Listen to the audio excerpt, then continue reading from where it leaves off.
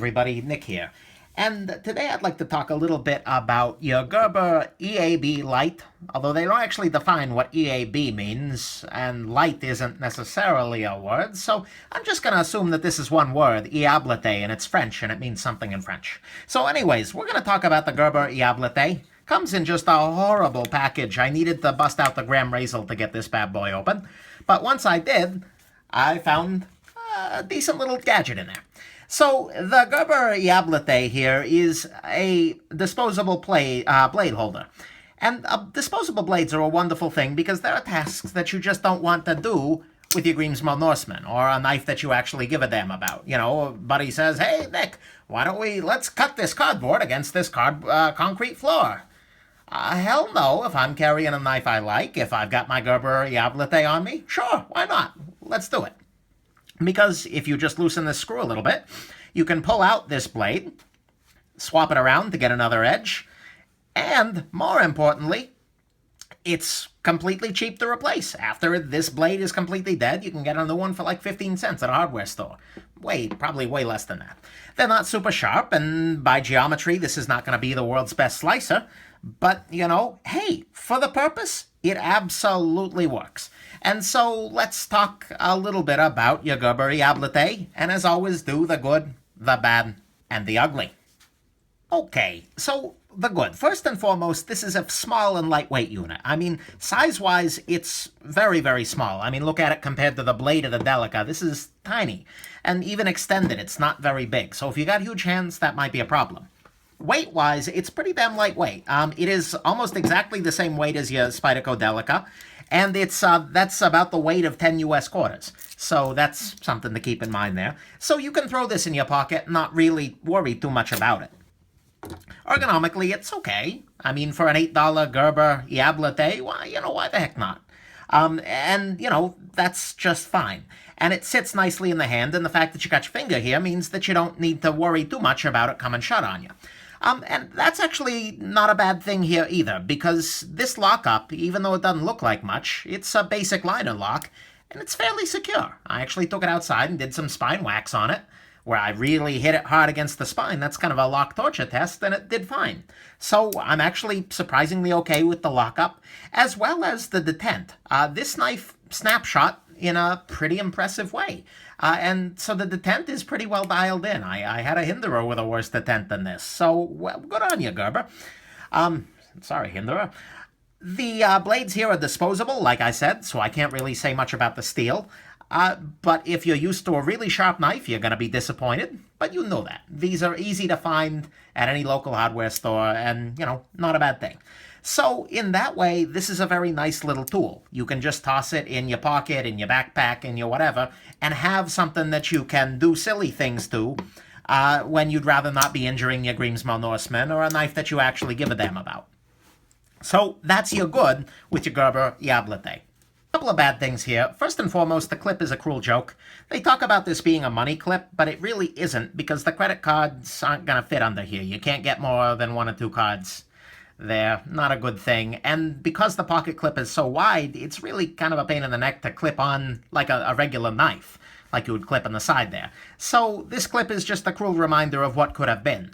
The detent's good enough that I might throw this in my back pocket or something like that, but in reality, this is something you're going to throw in your pack or something like that. That'll make it a little bit easier. Let's see here. The build quality on this is not great. I mean, it's okay for an $8 little Gerber thing, and, you know, it's not dangerously bad, but it's just not great. There's some side-to-side blade play, some vertical blade play. The entire thing is painted rather than this actually being you know, a metal that looks decent. I'm not even sure what kind of metal this is. It's probably what's left over at the foundry that weekend at Gerber HQ. But, you know, it's fine enough. And, you know, that's maybe a little weak in the spine area. But again, you're not going to be doing your tactical batoning with this. This is not the purpose for that.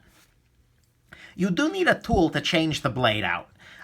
Or to swap the blade around. But you can use a screwdriver, or you can just use your standard US penny, which is kind of a beautiful thing, because you can usually find some kind of coinage around, or maybe the side of a key. And, oh, come on here. I'm trying to make this look good on camera, but alas, I'm never going to look good on camera. There we go. So yeah, now you can take it out and swap it around. And let's see here. A little fiddly at the moment. Here we go. Drop the screw back in. And you got yourself a fresh edge, which is kind of a beautiful thing. And that is a nice advantage, and it makes up for the fact that you can reverse these blades makes up for the fact that there is no room in here to carry a spare blade or two. And I don't begrudge them that because it's very small. But anyways, you can do all the servicing you need with a US penny, except for the pivot. The pivot, to the best of my knowledge, cannot be retightened. Maybe if you have the right wrench to turn that, you can do that, but if this gets loose, you're pretty much toast, which is not a great thing. I would have liked to at least seen like a Phillips head or something on there, given that. But anyways, so that's the bad of it. The build quality is just not great. It feels a little bit janky, but it's okay for an $8 thing. It's painted. There's a little bit of blade play left and right. And also, just because you're using a utility blade here, this is going to be a really crappy slicer for anything where you need a deep cut. You're never going to cut open an apple with this, and that would probably be disgusting anyways, because these blades, who knows where they've been. Anyways, so that's the bad of your Gerber EABLite here. Now let's get on into the ugly. There are two ugly things. The first one is almost more amusing than ugly, but take a look at this.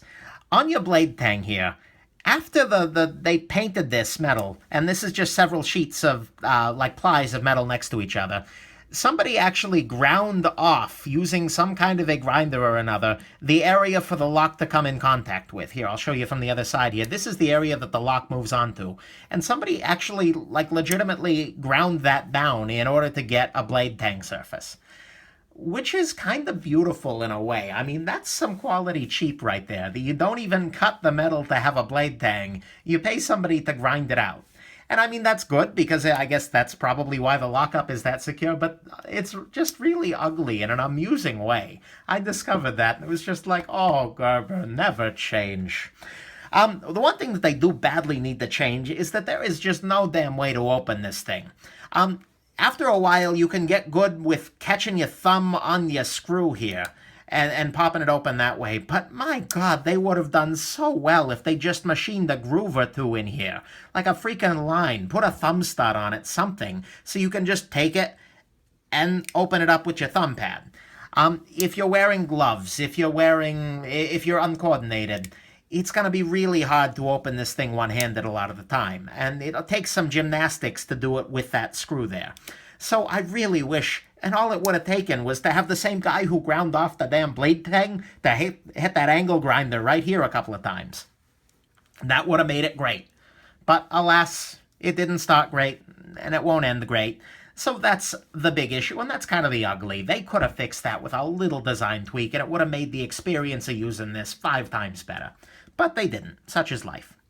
So what's your final verdict on your Gerber EABLite?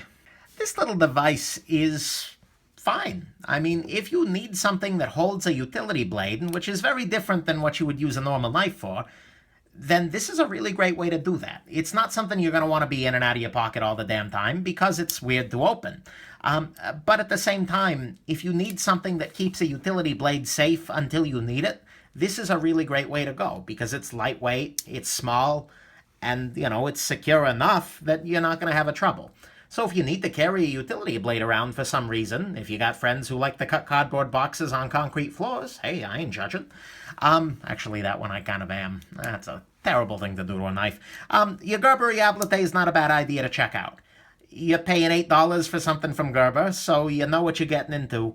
But for what it is, it's certainly not a bad little thing. I'm not going to call it a gem because, I mean, come on. But at the same time, it works very nicely for what you need to do, and by God, is the price right. So, that's the review of your Gerber EAB Lite, or as I prefer, EABLite. I hope this has been helpful. For the love of God, do not cut cardboard on a concrete floor. And have yourselves a wonderful rest of your day.